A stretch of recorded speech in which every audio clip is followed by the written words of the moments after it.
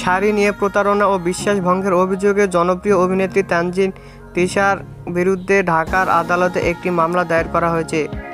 বুধবার ঢাকার metropolitan magistrate Jewel রানার আদালতে অ্যাপেনিয়ার ফ্যাশনের এক্সিকিউটিভ মোহাম্মদ আমিনুল ইসলাম এই মামলাটি করেন। বাদীপক্ষের আইনজীবী সলিমুল্লাহ সরকার মামলার তথ্য নিশ্চিত করে জানান, অভিযোগের বিষয়ে ডিবি পুলিশকে তদন্ত করে আগামী 18 ফেব্রুয়ারির মধ্যে প্রতিবেদন দাখিল করার নির্দেশ দেওয়া হয়েছে।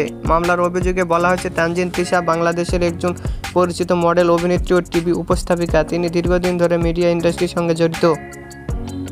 এর সূত্র ধরে তিনি অ্যাপেনিয়ার অনলাইন পেজে যুক্ত হয়ে বিভিন্ন শাড়ি দেখেন এবং সেখান থেকে 28,800 টাকা বাজার মূল্যে একটি শাড়ি পছন্দ করে নেন। শাড়িটি তানজিন তিশার বাসায় পৌঁছে দেওয়া হয়। এরপর তানজিন তিশা বিভিন্ন ভয়েস মেসেজ